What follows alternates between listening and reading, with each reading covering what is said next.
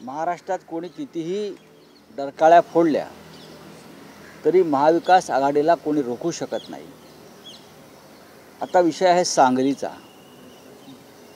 सांगलीमध्ये आमचे उमेदवार चंद्रहार पाटील हे म्हणजे फार आधीच प्रचाराला लागलेले आहेत। मिरजेमध्ये शिवसेना पक्षप्रमुख उद्धव ठाकरे यांची प्रचंड सभा झाली। लवकरच तिथे युवा सेना प्रमुख आदित्य ठाकरेही जाणार आहेत। आज उद्या आणि परवा 3 दिवस मी त्या भागामध्ये आहे। तिथून मी हातकणंगलेला जाईन आणि संपूर्ण तो परिसर जो आहे तिथे शिवसैनिक असतील, काँग्रेस राष्ट्रवादीचे कार्यकर्ते असतील, त्यांच्याशी बैठका घेऊन त्यांना कामाला लावणं, त्यांच्या अडीअडचणी समजून घेणं यासाठी प्रामुख्याने मी त्या भागात जातो। काय तुम्ही अजूनही पालकत्वाची वाट पाहताय? 95,000पेक्षा अधिकच्या कुटुंबाचे आयुष्य आनंदाने भरले आहे। आजच कॉल करा आणि मिळवा फर्टिलिटी ट्रीटमेंटवर सूट आणि सर्वांना द्या आनंदाची बातमी। विश्वजित कदम, विशाल पाटील यांची भेट घेणार आहात, कारण ते सध्या तरी मुंबईत आहेत, मात्र जर सांगलीत असतील तर त्यांची भेट घेणार आहात। जे काही त्यांचं म्हणणं आहे किंवा त्यांचा जी नाराजी आहे, मी त्यांच्या भावनेशी सहमत आहे की प्रत्येक ठिकाणी प्रत्येक मतदारसंघात जेव्हा आघाडी असते तेव्हा तो मतदारसंघ आपल्यासाठी सुटावा अशी कार्यकर्त्यांची एक इच्छा मनोमन असते। आता रामटेक हा परंपरेने आमचा मतदारसंघ आहे। आमच्याही कार्यकर्त्यांना वाटत होतं की तो मतदारसंघ शिवसेनेकडेच राहावा, त्यासाठी त्यांचा हट्ट होता। पण आम्ही त्यांची समजूत काढली, तो मतदारसंघ काँग्रेसकडे। छत्रपती शाहू महाराजांसाठी कोल्हापूरचा मतदारसंघ आम्ही काँग्रेसला सोडला। तिथे आमच्या कार्यकर्त्यांचा हट्ट होता की तिथे मशाल चिन्हावरच निवडणूक लढली जावी। आम्ही तिथेही कार्यकर्त्यांची समजूत काढली। तसंच अमरावती आहे, असे अनेक भाग आहेत। आघाडीमध्ये आपण जेव्हा काम करतो तेव्हा अशा प्रकारे कार्यकर्त्यांच्या भावना लक्षात घेऊन दुखावलेल्या कार्यकर्त्यांची समजूत काढायची असते। आणि मला खात्री आहे काँग्रेसचं नेतृत्व सांगलीतलं आणि राज्यातलं हे जर कोणी नाराज असतील त्या भागात ते त्यांची समजूत काढणे त्यांचं कर्तव्य आहे। काल तुम्ही एक पर्यायाचा प्रतिक्रिया देताना काल उल्लेख केला सकाळी, त्या पर्याय संदर्भात काँग्रेस पॉझिटिव्ह आहे? हे पहा की सांगलीत अनेक मतदारसंघामध्ये जेव्हा आम्ही चर्चेला बसतो तेव्हा एखादा मतदारसंघ काँग्रेसकडे जातो, राष्ट्रवादीकडे जातो, आमच्याकडे तेव्हा आम्ही दुसरा पर्याय सुचवतो। सांगलीच्या बाबतीमध्ये नक्कीच आम्ही काँग्रेसशी काही पर्यायांसंदर्भात चर्चा केलेली आहे। माननीय उद्धवजी असतील, शरद पवार असतील, या सगळ्या नेत्यासंदर्भात एक सकारात्मक असं धोरण भूमिका घेतलेली आहे। पण लोकसभा निवडणूक जी आहे सांगलीत शिवसेनाच लढणार। पण काँग्रेस पॉझिटिव्ह आहे, जी पर्याय दिले पाहू ना, आता पॉझिटिव्ह असायला पाहिजे। प्रधानमंत्री कोणाला करायचं आहे? आमची प्रत्येक जागा ही पर्यायानं शेवटी पुढं काँग्रेसच्या नेतृत्वालाच पाठिंबा देण्यासाठी उभी राहील ना।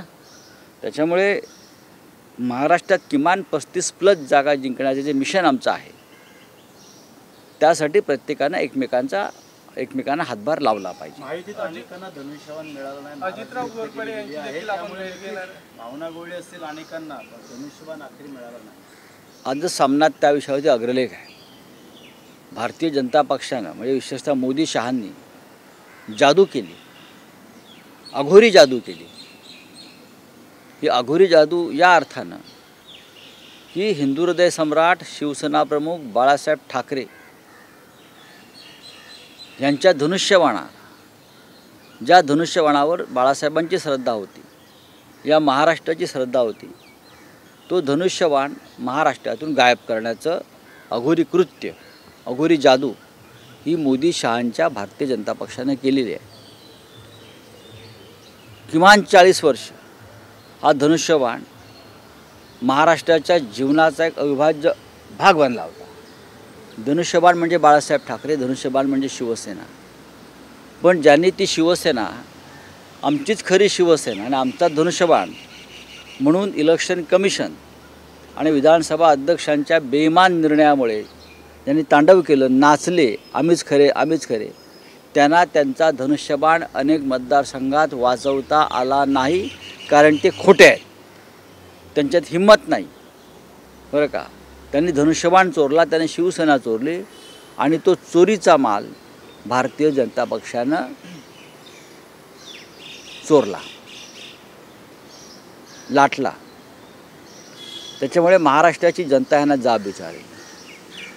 अर्थात आम्हाला दुःख आहे की धनुष्यबाण अशा प्रकारे अदृश्य करण्याचा प्रयत्न झाला. हे स्वप्न भारतीय जनता पक्षाचं होतं अनेक वर्षापासून की शिवसेना आणि धनुष्यबाण महाराष्ट्राच्या राजकीय क्षितिजावरून नष्ट करायचं.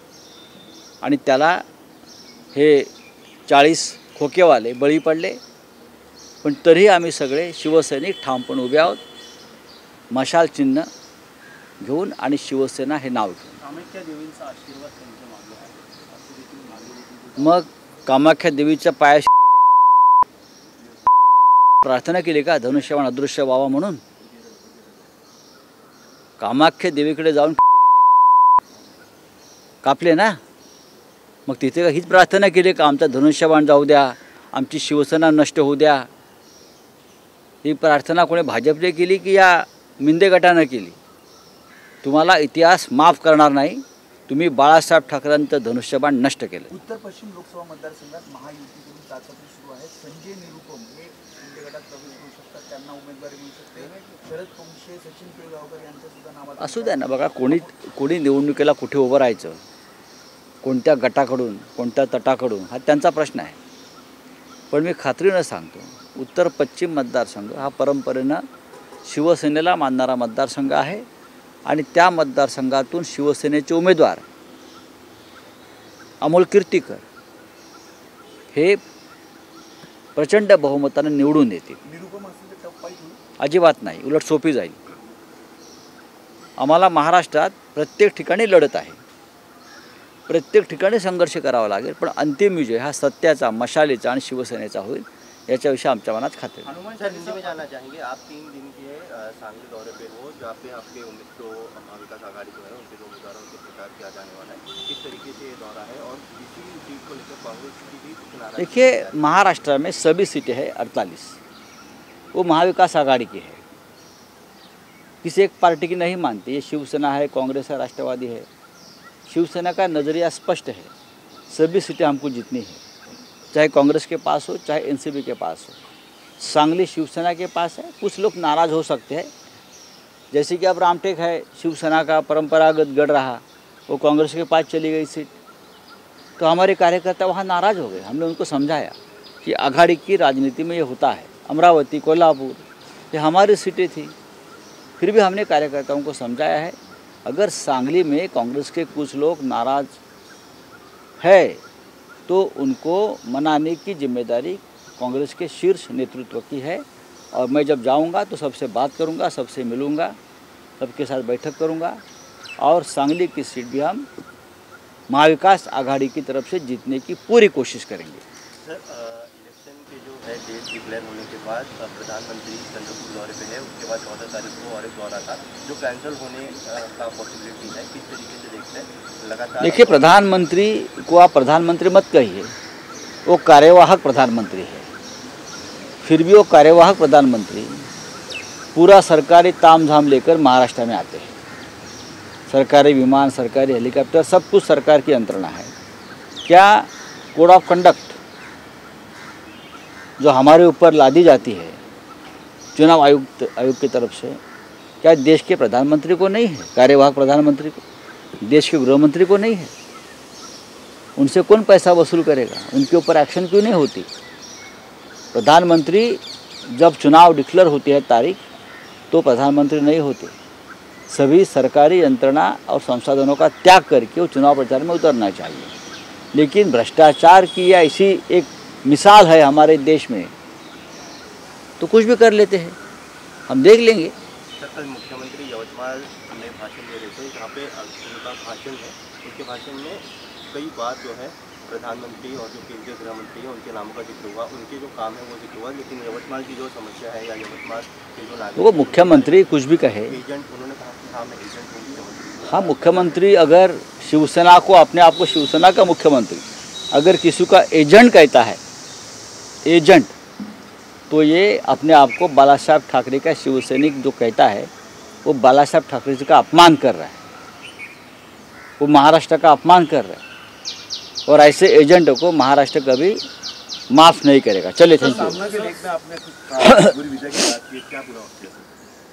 नहीं, बात ऐसी है कि धनुष्य बाण के ऊपर महाराष्ट्र की श्रद्धा रही। बाला साहब ठाकरे ने अपने पार्टी के लिए धनुष्य बाण चुना और श्रद्धापूर्वक लोगों ने उनको स्वीकार किया। आज बीजेपी के साथ जो शिवसेना का एक गुट है, इतना शिंदे वाला, तो बहुत सी जगह से धनुष्य बाण गायब कर दिया है बीजेपी ने, बहुत सी जगह से, खास करके कोकण में, नासिक में जो गढ़ रहे शिवसेना के, वहाँ बीजेपी ने धनुष्य बाण गायब कर दिया।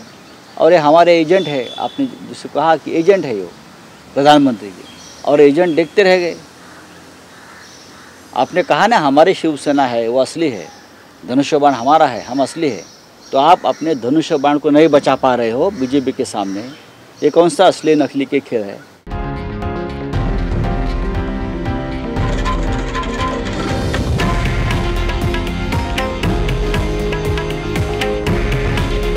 हे आहे देशातील नंबर 1 न्यूज नेटवर्क आणि आपण पाहत आहात TV9 मराठी। काळजी तुमची, हित महाराष्ट्राचं।